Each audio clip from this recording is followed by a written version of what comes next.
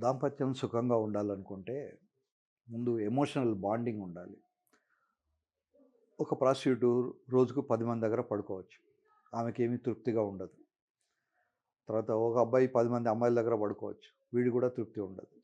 తృప్తి ఉండాలనుకుంటే వాళ్ళ ఇద్దరి మధ్యలో ఒక బంధం ఉండాలి. ఒక ఎమోషనల్ అండర్‌స్టాండింగ్ ఉండాలి. అందుకనే మనం పాత సినిమా ఒకటి 'దేవదాస్' అని వచ్చింది. 'దేవదాస్‌లో' వాడు పిచ్చోడైపోతాడు అమ్మాయి లేకపోతే. సో, అంత ఎమోషనల్ అటాచ్‌మెంట్ ఉన్నవాళ్ళు మాత్రమే పెళ్లి అంటూ చేసుకోవాలి. ఇకపోతే ఎవరి కోసమో పెళ్లి చేసుకొని, ఆ పెళ్లిలో కనీసం న్యాచురాలిటీ లేకుండా తల మొత్తం తిప్పి కెమెరా వాడు చెప్తాడు, "సార్ ఇటు చూడండి" అని. వాడు పుస్తకట్టడం మానేసి వీడినే చూస్తూ ఉంటాడు. సో, ఇలా చూడ్డాలు ఇవన్నీ కూడా ఒక రకమైనటువంటి జుగుప్స కలిగించే వ్యవహారాలు. సో, పెళ్లి అనేది ఒక సేక్రెడ్ ఇన్‌స్టిట్యూషన్. దాన్ని డ్యామేజ్ చేయకండి. దాంట్లో సంసారం చేయడం అనేది కూడా ఒక పార్ట్. పెళ్ళనేది కేవలం సంసారం చేయడానికి కోసం మాత్రమే అయితే మీరు చేసుకోకండి. ఏ ప్రాస్టిట్యూట్ దగ్గరకో పోతే she may entertain you better than your wife. తర్వాత ఇంట్లో అంట్లు తోమడానికి కోసం మనం ఓ అమ్మాయిని చేసుకోకండి. ఓ మెయిడ్‌ని పెట్టుకోండి. లేదా ఓ డిష్ వాషర్ కొనుక్కోండి. కనుక ఇంటి పనుల కోసం మనం లేకుంటే దీనికోసం మనం కాకుండా ఎమోషనల్ బాండింగ్ ఉండాలి. ఆ బాండింగ్ అనేది తగ్గిపోతున్నది.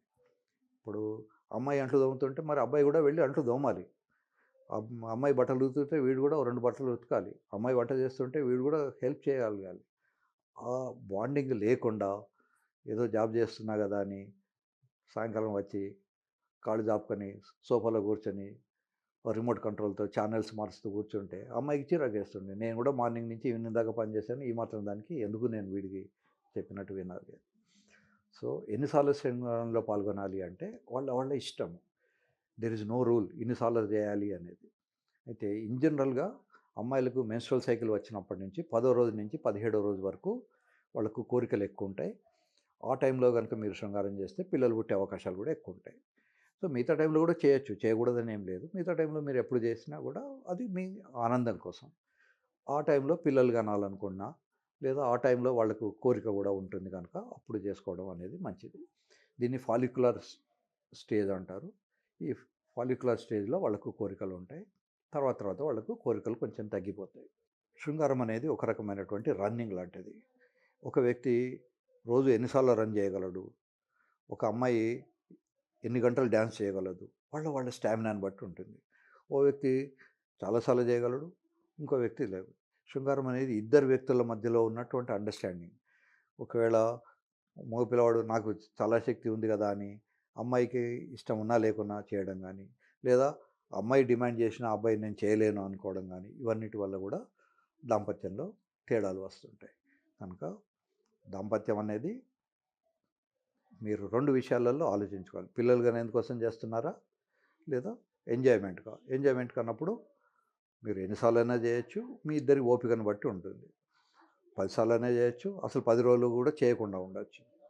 లేదా పిల్లల్ని కనాలనుకున్నప్పుడు ఆ పర్టిక్యులర్ టైంలో అమ్మాయికి ఫాలికల్ రిలీజ్ అయిన రోజు నాడు ఊసైతే ఎంత పెరిగిందని చూసుకొని మీకు మీ డాక్టర్ గారు చెప్తారు. ఇది 18 ఎంఎం వచ్చింది. ఎండోమెట్రియం 8 ఎంఎం వచ్చింది. మీరు ఇప్పుడు సంసారం చేస్తే పిల్లలు పుడతారని చెప్తారు. ఆ టైంలో సంసారం చేయండి. అంతేగాని ఒక ఫిక్స్డ్ ఫార్ములా పెట్టుకొని ఇన్ని రోజులు చేయాలి, ఇన్ని సార్లు చేయాలి అనుకోవడం పొరపాటు. వాళ్ళ వాళ్ళ ఇష్టం. ఒక కపులు రోజు చేయొచ్చు. ఇంకో కపులు వారానికి ఒకసారి చేయొచ్చు. 2 నార్మలే. ఎందులో ఏమీ తేడా లేదు. అయితే ముఖ్యంగా ఇందులో ఫీమేల్ పార్ట్నర్‌ను అడగడము, ఆమె ఇష్టానికి వ్యతిరేకంగా చేయడం అనేది మంచిది కాదు.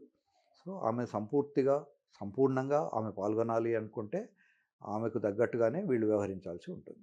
ఒక్కోసారి ఈ శృంగారం ఎక్కువ టైం చేద్దామని వయాగ్రా లాంటి టాబ్లెట్ వేసుకుంటారు. ఈ వయాగ్రా లాంటి టాబ్లెట్సు డాక్టర్ దగ్గరికి వెళ్ళడానికి మొహమాట పడి షాప్ కీపర్‌ని అడిగి వేసుకుంటారు. దాన్ని సెల్ఫ్ మెడికేషన్ అంటారు. దానివల్ల కొన్ని ప్రమాదాలుంటాయి. ఒక్కోసారి డెత్ కూడా కావచ్చు. ముఖ్యంగా ఎవరైతే కొన్ని వేరే మాత్రలు వాడుకుంటే నైట్రేట్స్ అని ఉంటాయి. అట్లాంటి మాత్రలు వేసుకున్న వాళ్ళు సెల్ఫ్ మెడికేషన్ వేసుకుంటే వాళ్ళకి బీపీ డౌన్ అయిపోయి డెత్ కూడా కావచ్చు. తర్వాత ఏ మాత్ర అయినా శరీరంలోకి వెళ్ళే ముందు మీరు కంపల్సరీ ఒక డాక్టర్‌ను క్వాలిఫైడ్ డాక్టర్‌ను కన్సల్ట్ చేసే వేసుకోవాలి. అది వయాగ్రానే కావచ్చు, లేదా సారిడాన్ గోళే కావచ్చు. ఏ మాత్ర కూడా అంతే. అంతేకాదు ఫుడ్ కూడా మనకు భగవద్గీతలో చెప్తాడు. ఫుడ్ అనేది కేవలం బతికుండడానికి కోసమే కాదు. దాంట్లో సాత్విక ఆహారము, తర్వాత రాజసాహారం, తామసాహారం అని ఉంటుంది. ఈ తినే ఆహారాన్ని బట్టి వాడి బిహేవియర్ ఉంటుంది. సో, తినే తిండిని, మన శరీరంలోకి పోయేదాన్ని, నీళ్లను ఇవన్నీ కూడా చూసుకోవాలి. ఒకసారి ఒక పేషెంట్ వచ్చాడు. సార్ నాకు ఆఫీస్‌లో అందరూ నవ్వుతున్నారు.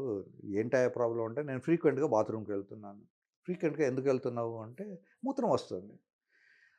వాడికి అన్ని టెస్టులు చేసాం, నార్మల్ ఉంది. నాకు డౌట్ వచ్చేసి, మీరు అసలు నీళ్ళు ఎన్ని తాగుతున్నారో నాకు లెక్క తీసుకురండి అని. వాడేదో టీవీలో ఫలానా వ్యక్తి చెప్పాడు సార్, ఈ రోజుకి 8 లీటర్ల నీళ్లు తాగాలని. 8 లీటర్లు తాగినప్పుడు డెఫినెట్‌గా వాడికి మూత్రమే వస్తుంటుంది. నిమిషం నిమిషానికి మూత్రం వస్తూ ఉంటుంది. కనుక మరి ఎన్ని నీళ్లు తాగాలి?